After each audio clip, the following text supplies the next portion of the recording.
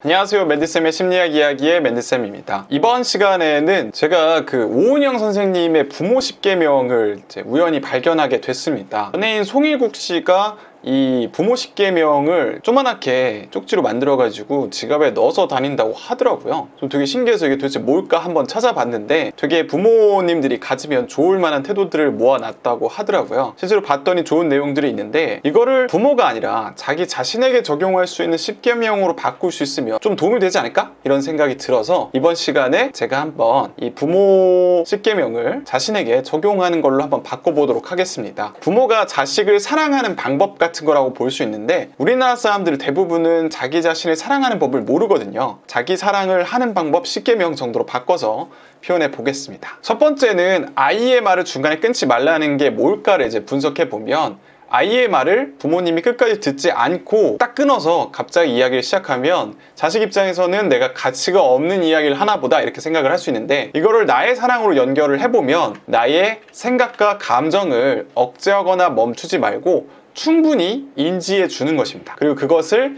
가치 있게 여겨주는 것이 필요한 거예요. 예를 들면 화가 난 감정도 소중하게 그것을 단순히 이런 거에 화내면 안 돼, 이런 거에 뭐 슬퍼하면 안 돼, 불안하면 안 돼 하면서 멈추기보다는 그 어떤 생각이나 감정에 대해서 충분히 인지해주고 그것을 가치 있게 여겨주는 것이 필요합니다. 그래서 첫 번째 10계명, 내 사랑의 10계명은 내 감정을 충분히 인지해주고 가치 있게 여겨줄 것, 이렇게 바꿀 수 있을 것 같아요. 두 번째는 따뜻한 눈길로 바라봐 주세요는 사실 본인에게 적용하기 쉬운 어떤 10계명이 될 수 있을 것 같아요. 무슨 얘기냐? 자기 자신을 따뜻한 눈길로 바라봐 주세요. 이걸로 바꾸면 될 것 같아요. 많은 분들이 자기를 향해서 따뜻하기보다는 날카롭고 차가운 방식으로 자신을 바라보는 경우들이 있어요. 항상 객관적인 게 중요하다, 합리화해서는 안 된다, 이런 얘기 진짜 많이 하는데 합리화해도 됩니다. 자기 자신을 보호하기 위해서 가끔은 따뜻하게 감싸주는 것도 필요해요. 자신에게 차갑고 공격적인 태도를 보인다고 그것이 옳고 괜찮은 상태는 아니기도 하거든요. 세 번째로 가보도록 하겠습니다. 여러 사람 앞에서 나무라지 마세요. 누구나 망신을 당한 기억은 잊고 싶어 하기 때문에 아이의 잘못된 행동을 고치는데 오히려 방해가 된다. 요거 같은 경우는 수치심을 주지 마라, 이런 느낌인데 이걸 이제 개인에게 적용하면 어떻게 할 수 있을까요? 이거 같은 경우는 여러 사람들 앞에서 자기 비하를 하지 마라, 이런 식으로도 좀 바꿀 수 있을 것 같아요. 그래서 어떤 분들은 자기의 약점이 다른 사람들을 통해서 드러나면 그것을 안 좋게 여길까봐 무서워서 미리 자기의 어떤 약점이나 부족한 점을 드러내는 분들이 계십니다. 근데 굳이 그렇게 할 필요가 없어요. 자기 자신의 부족한 점을 사람들한테 굳이 떠벌리며 다닐 필요가 없습니다. 여러분들에게 중요한 것은 어떤 비난이나 공격을 받았을 때 자기 자신을 보듬어 주는 것이지 미리 공격할 거를 대비하기 위해서 자신의 안 좋은 모습들을 드러낼 필요는 없습니다. 그래서 바꿔보자면 여러 사람 앞에서 자신의 단점을 굳이 드러내려고 하지 마세요. 이 정도로 바꿀 수 있지 않을까요? 네 번째로 가보겠습니다. 때리지 마세요. 이 부모에게 맞으면 아이는 세상에 안전하지 않은 곳이라고 느끼게 된다는 건데 이 체벌의 90% 이상은 부모가 자기 감정을 다스리지 못한 결과다. 이 같은 경우도 어떻게 바꿀 수 있냐면 나 자신을 공격하지 마세요. 이런 식으로 바꿀 수 있을 것 같아요. 사람들이 어떤 상처나 어떤 실패를 겪고 나면 그 상처나 실패로 인해서 자신이 가장 힘듦에도 불구하고 또다시 자신을 공격하곤 합니다. 그때 더 잘했어야지, 네가 더 신경 썼어야지, 네가 잘했으면 됐잖아, 이런 식으로 공격을 하게 되는데 그런 어떤 슬픔을 제대로 해소하는 방법을 몰라서 이제 그렇게 공격하는 방식으로 나타나는데 그런 것은 자신의 멘탈에 그리고 자신을 사랑하는데 전혀 도움이 되지 않습니다. 나 자신을 공격하지 말고 감정을 충분히 케어해 주세요. 이런 식으로 바꾸면 나 사랑으로 바꿀 수 있을 것 같습니다. 다섯 번째로 가볼게요. 그렇다고 버릇없이 키우지는 마세요. 안 되는 건 안 된다고 딱 잘라 얘기하세요. 소리 지르지 않고도 얼마든지 단호하게 말할 수 있답니다. 요거 같은 경우는 나 자신에게 너무 무분별하게 허용하지 마세요 정도일 것 같아요. 자신을 존중하는 것은 매우 중요한데 그렇다고 해서 내 아이 몸에 해가 되는 여러 가지 활동들을 마구잡이를 해도 된다, 이걸 뜻하는 건 아닙니다. 내가 자고 싶으면 다 자고 뭐 먹고 싶은 거 다 먹고 이러는 것이 나를 존중하는 건 사실 아닐 거예요. 내가 먹고 싶은 걸 조금 참아야 될 때도 있고 운동을 해야 될 때도 있을 겁니다. 그것이 더 나를 소중하게 여기는 방법이기도 할 거고요. 너무 자신에게 무분별하게 허용하는 태도를 보이지 않는 것이 중요합니다. 여섯 번째는 지키지 못할 약속은 절대 하지 말라는 태도인데요. 사실이 아닌 말로 그 순간만 모면하려고 하는 부모를 믿지 못하게 됩니다 라는 건데, 그래서 6번의 핵심은 결국은 아이에게 신뢰감이 있는 부모가 되라 라는 것이 숨겨져 있는 것 같은데, 그것을 자기 사랑으로 좀 바꿔본다면 자기 자신을 좀 믿어줘라, 자기 자신에게 신뢰를 갖자, 이런 식인 것 같아요. 여기에는 좀 전제 조건이 필요합니다. 자기 자신을 믿지 못하는 데에는 분명히 과거에 자기 자신을 믿지 못하게 하는 요인들이 상처로 남아있어서 그런 거거든요. 그래서 자기 자신을 믿기 위해서는 그렇게 자신을 아프게 하는 그런 상처들에 대해서 잘 인지하고 치유하는 것이 필요할 거예요. 7번째,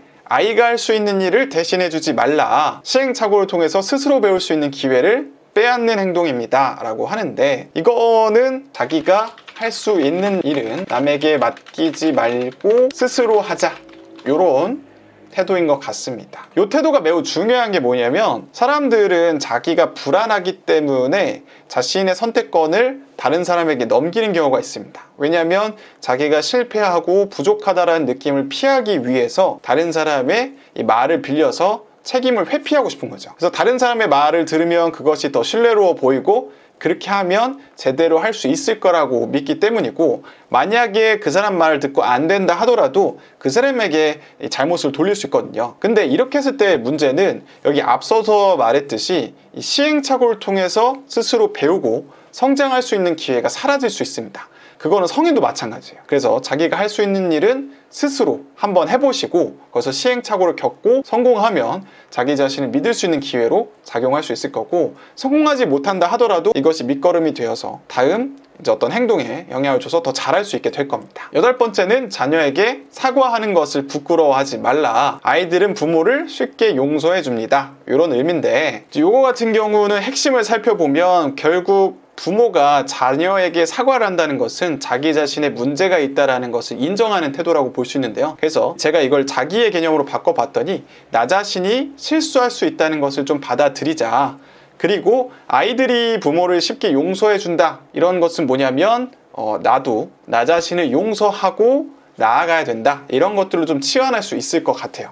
이 많은 분들이 어떤 문제가 발생하면 자기 자신을 공격하고 때로는 용서하지 않는 경우들도 있고 실수하는 나 자신을 용납하지 않는 경우들이 있는데, 이 모든 것들이 정신건강에 도움이 되지 않습니다. 그래서 실수할 수 있다는 것도 좀 받아들이시고, 내가 무언가를 잘못했다 하더라도 그때의 상황을 잘 이해해주고 용서해주는 것이 좋을 것 같아요. 9번 같은 경우는 아이가 어떤 화를 냈을 때 같이 화내지 마라, 이런 건데, 이거를 자기의 사랑으로 바꿔 개념으로 연결시켜보면 뭐가 있을까요? 내 감정을 어떤 상황에서 크게 표현했거나 그런 감정을 가졌을 때 그것에 대해서 죄책감을 가지시는 분들이 있어요. 내가 어떤 감정을 가졌는데 어떻게 내가 그런 감정을 갖지 하면서 또 공격을 하는 거예요. 그래서 이거 같은 경우는 내가 어떤 감정을 느꼈을 때 그것을 또다시 공격하지 말자, 뭐 이런 식으로 표현할 수 있을 것 같고, 이 내가 스스로 가진 감정이나 어떤 행동들에 대해서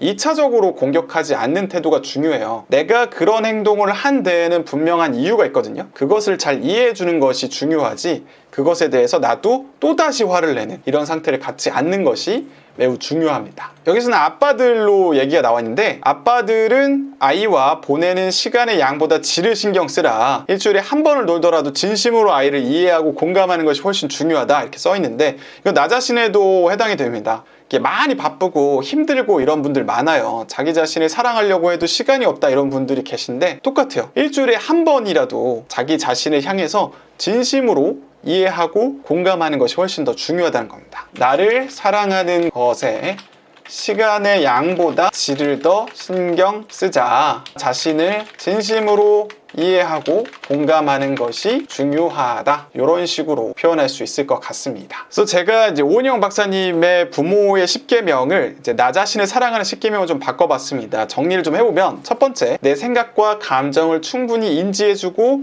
가치 있게 여겨주세요. 두 번째, 자기 자신을 따뜻한 눈길로 바라봐 주세요. 세 번째, 여러 사람 앞에서 자신의 단점을 굳이 드러내려고 하지 마세요. 네 번째, 나 자신을 공격하지 마세요.